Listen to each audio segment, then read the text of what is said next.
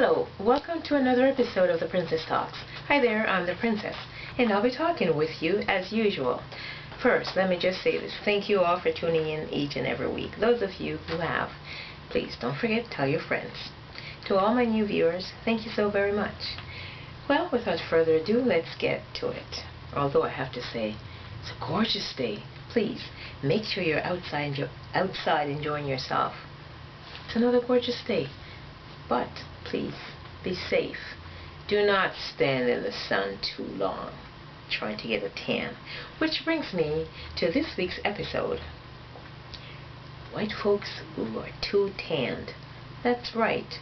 You know, they look like George, what's his name? No last name. Now, we will all agree that getting a beautiful suntan is a very attractive look. It's beautiful. But just a moment here. Isn't it ironic? Those of us who are naturally tanned, we get, shall we say, no credit. People try to treat us as if, well, they're not nice to us, let's just say. Yet still, some of these people, they go spend thousands of dollars trying to get a little darker. How foolish, how hypocritical. Which brings me to the show itself. I am just wondering, isn't it hurting? Isn't it painful? Isn't it uncomfortable while you're standing in the sun? Oh my gosh. Like I said, having a beautiful glowing skin, a beautiful suntan skin, it's glowing, it looks so healthy, energized, that sort of thing. It's sexy, yes. I see a tan man and, daddy, come to Big Mama. But there's risk involved. If you must get a tan, I say put your hat on and just walk around, walk to the store, wherever. But don't just lay in there for hours in the sun on the beach. As we are aware, at least we should all be aware at this point in time, that it is highly dangerous. Cancer, people, cancer. Yes, I know many of us are we're all predisposed to something. But I'm going to tell you all this. If you cross at a green light, your chances of being hit is, well, you know, it's not as much as if you cross against a red light. So I would say play it safe. It doesn't matter if we are predisposed to cancer in the first place.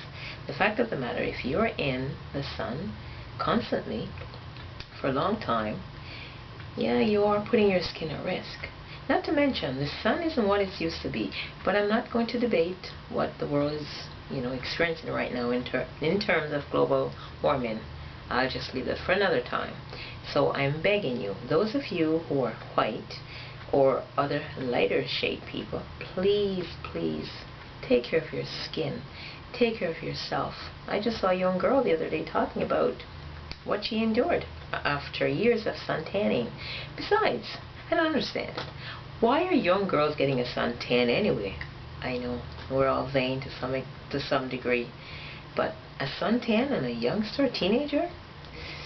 Anyway, I'm not here to be, shall we say, accusatory. I'm not accusing. I'm just saying stay the hell out of the sun and take care of your lovely skin. You know, there is a reason why you are born with a lighter shade, and myself and others, we have a darker shade. Yes, there is a reason. So treat it as if, well, this is what God gave me. I know you have not so pretty hair. You color it, you style it, gives you a prettier, I don't know, disposition. You look nicer. That's a far cry from laying in the sun for hours on end, okay? And as for little children, parents, please watch your children. I've seen so many little kids in the summertime at the beach, walking on the street, and they're exposed, completely exposed to the sun. No, I'm not saying you should not walk in the sun. I am saying with little children, especially little fair-haired kids, all kids for that matter, including little black children with dark skin that are living in North America, where we're only exposed to the sun a few months of the year. Well, maybe not this winter, but, the average. Please be very careful. your skin is for life, and no amount of makeup or cosmetic surgery later on will change once you've caused, major damage. So I beg you, please take care of your skin. Alright? It's interesting. This tanning business. In certain cultures, or no, not cultures, in the olden days in Europe, for example, and even, well, let's stick with Europe for now.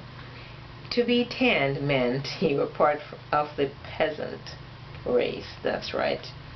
Tan was equated with being poor, the working class. Isn't it interesting? But today in North America, a tan man is he exudes wealth and class and, did I say money? Yeah, wealth. So yeah, oh yes, look at Asian people, for example, today. Have you noticed how many Asian ladies, not the young ones, some of the younger ones, especially young Korean and women of Chinese descent, they've all got this big umbrella. They don't want to be dark. Can't say I blame them. The younger ones, other young ones of, say, Filipino or Japanese descent, they're out in the sun, kind of, sort of. But the old Asian ladies, like old Chinese ladies and old Korean ladies, wow, they got that big umbrella going on. And I understand you're elderly, you have to protect yourself. But I bet some of them, they don't want to be too dark. And ladies, sometimes, I tell you, I can't blame you, because we all know what goes sometimes with being dark-skinned. But anyway, you know what, I'm not even going to sit here and say I'm proud to be dark, because if I were white, I would sit here and I would say, I'm proud to be white. But there's no need for it. I'm just going to say, I'm proud to be alive and have legs and arms, mouth, feet. It's part of the legs, right?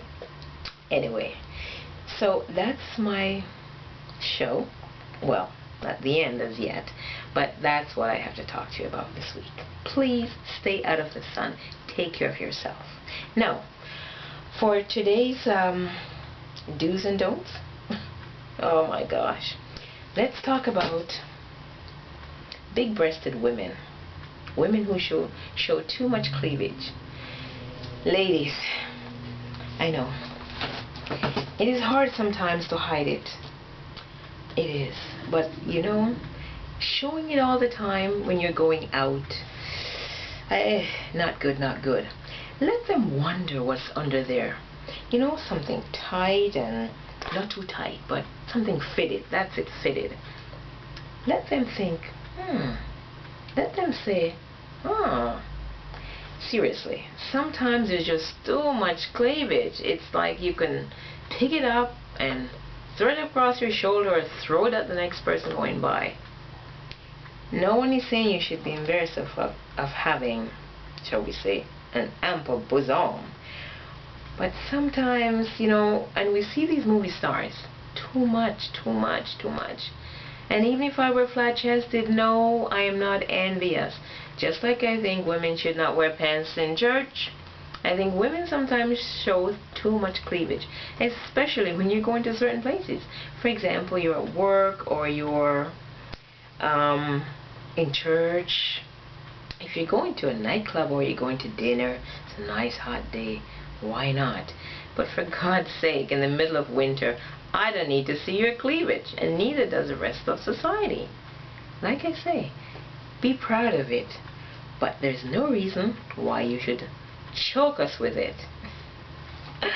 Okay, everyone, until next week. This is the Princess saying thank you for watching, and have a good week. Au revoir, darlings.